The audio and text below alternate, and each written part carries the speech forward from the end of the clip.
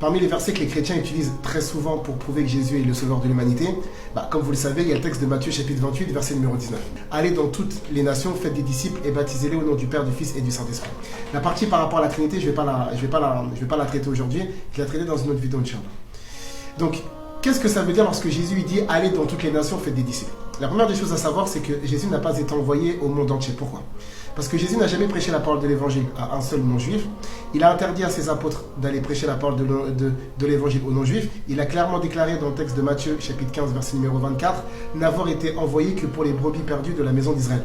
Les autres points, on les a déjà traités dans des vidéos précédentes. La seconde des choses, qu'est-ce que ça veut dire maintenant quand Jésus dit « aller dans toutes les nations » ? Ce qu'il faut savoir, c'est qu'en fait, à l'époque de Jésus, les Juifs, en fait, ils étaient éparpillés partout dans le monde. Et c'est ça que vous allez retrouver dans le texte de Actes des Apôtres. Que pendant la période du pèlerinage, en fait, il y a des Juifs de toutes les nations sous le ciel qui sont venus à Jérusalem pour adorer le Tout-Puissant.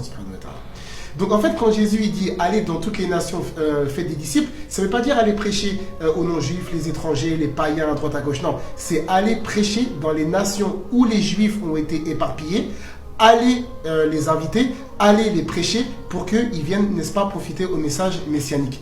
Mais en fait, c'est quelque chose qui est orienté uniquement vers les enfants d'Israël qui étaient justement de ce qu'on appelle la diaspora juive, d'accord ? Ceux qui étaient éparpillés, dispersés partout dans le monde. C'est les juifs uniquement. Parce qu'il n'y a aucun apôtre de Jésus, dans la Bible, ça n'existe pas.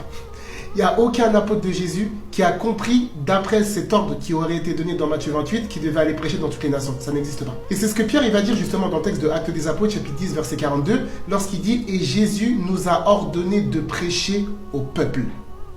Donc Pierre, qui a reçu le Saint-Esprit dans le texte de Jean chapitre 20, verset numéro 22, également dans le texte de Actes des Apôtres chapitre 2, il déclare que Jésus a ordonné à ses apôtres d'aller prêcher au peuple uniquement.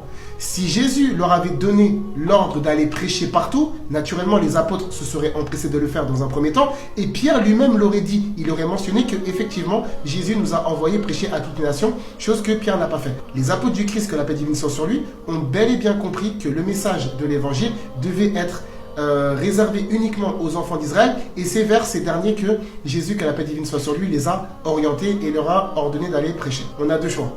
Sur les apôtres de Jésus, que la paix divine soit sur lui, qui ont reçu le Saint-Esprit, qui ont mangé, dormi et bu aux côtés de Jésus, sont des personnes qui ne comprennent pas les textes, même avec l'assistanat du Saint-Esprit, soit les chrétiens ont fait une erreur d'interprétation. Je voulais choisir entre ces deux hypothèses. Je sais qu'il y a d'autres passages que les chrétiens utilisent, notamment le texte de Matthieu chapitre 24 verset 14, le texte de Matthieu 26 13, le texte de Luc chapitre 2 verset numéro 29 à 32, le texte de Jean chapitre 1 verset numéro 29, le texte de Jean chapitre 4 verset numéro 46, le texte de Marc chapitre 16 verset numéro 15, etc. C'est d'autres passages, Inch'Allah, sur lesquels on vous proposera des études et des analyses dans le futur, si Allah subhanahu wa ta'ala l'autorise et le permet.